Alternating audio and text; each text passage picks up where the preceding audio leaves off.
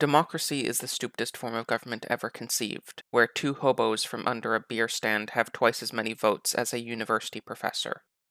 That quote is what I think more or less most people imagine when they think of critiques of democracy, and certainly I'm sure Mr. Mikey is sincere in that belief.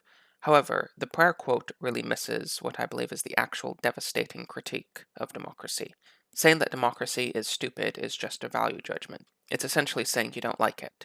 And so what? You don't like it, and someone else does. How does that get resolved? You can say that head counts don't create good governments, but that ultimately comes down to your personal subjective concept of what good government is. What that quote is saying is that I don't like what democracy is trying to do in the first place.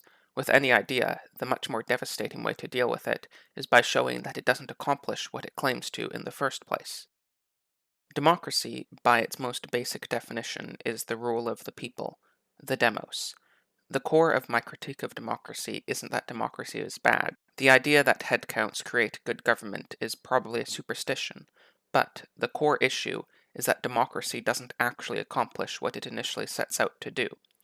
The original goal of rule of the demos does not and cannot ever exist. Of course, democracy, republic, parliament, elections, these terms do certainly describe real political structures. Millions of individual people do actually make millions of individual ticks on millions of individual ballots, and they roughly translate to politicians who hold official power over governing bodies. It is impossible to look at the legal and political system of, for example, the People's Republic of China and America and honestly conclude that they're all just the same. So, democracy and all those other terms certainly do describe something that is real and distinct. The term Komodo dragon also describes something that's real, but it certainly is not a dragon. The problem isn't that what we call democracy isn't a distinct form of government. The issue is that our democratic states fail to actually live up to the democratic part. It's a bait and switch on a monumental scale. The promise of democracy isn't rule by votes, it's rule by the people. We're allowed to vote and allowed to believe that that means that we are ruling, but one does not necessarily follow the other. Voting very often does not result in the demos actually getting the policies that they voted for, usually just their choice from a short list of potential office holders.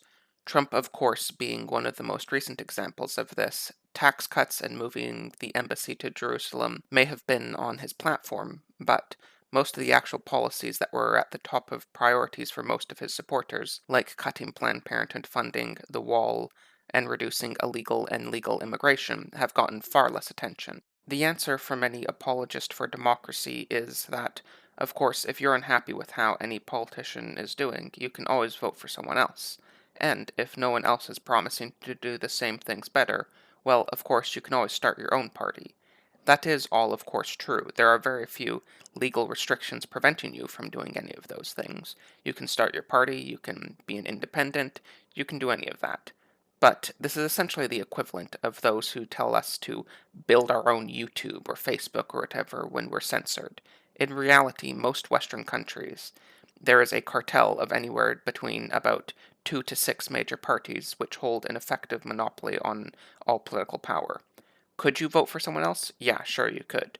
But in most cases, even if your concerns are commonly held, like some of the issues mentioned previously, it won't do you any good. It is true that the demos gets to select who holds nominal power in elective office, and it's even true that they might hold some influence over policy. But, by and large, there's no reason at all to assume that this will translate into the demos actually ruling. Just that they will have a bit of influence over a pre-selected set of outcomes from the ruling class. The promise of democracy is that we are the ones that are in charge, but does this ever actually happen? Think back to the major social changes in the past 50, 60, 70 or more years. Are they really the result of the people deciding on a course of action and voting to make their representatives follow it? Most of the big social changes that have occurred go in just the opposite direction. The ruling class decides on something, and then usually, with the influence from a variety of special interest groups, they make the public accept it. The most recent social changes are where we see this the most blatantly. For example, the gay marriage debate. It started with all the fashionable centers of opinion making deciding that this is something that we absolutely must have. Hollywood, the universities, the media, all of these sectors decided that we absolutely must accept the redefinition of marriage. Then, what do you know? The public's opinion gradually changed with it. Similarly, the transgender phenomena. These ideas were cooked up in universities, became virtually mandatory there, and then suddenly they exploded onto the scene, where politicians almost immediately were enforcing gender identity ideology before most people probably even understood the concept very well. But this isn't a recent phenomena, lest we fall into the trap of thinking that democracy was functioning as intended back in the glorious 90s or before. In both the United States and the United Kingdom, two of the biggest social changes that affected either country occurred with virtually zero democratic input. The 1965 American Immigration Act and the similar beginnings of large-scale immigration around the same time to the United Kingdom. Despite these policies affecting the actual communities that people lived in far more intimately than most other legislation, neither of these were implemented because of any sort of bottom-up democratic impulse. They were implemented very simply because politicians thought they would be good. The political class became convinced that this was a good idea, so they did it. In the British case, this hardly could have been more blatant, since when Enoch Powell rebelled and tried to turn the immigration system around in the UK, the entire political establishment marginalized him. He found that he wasn't just rebelling against a single policy, or even a single party, but the entire ruling class. The polls that we have from the time are limited, but what we do have show that the vast majority of the public were on his side, yet the political class was the direct mirror image of it. The entire political class was against him, and, in a story as old as time, the political class won. For one final example, there is also, of course, the well-known Cambridge study, which found that public opinion at large has little to no correlation with policy outcomes, while the opinion of the wealthy, the elite, and special interest groups has a very significant correlation. That is all, of course, fine and natural. That is why we have a ruling class. This is a value-neutral analysis. My point with these examples isn't to say that either of them are good or bad.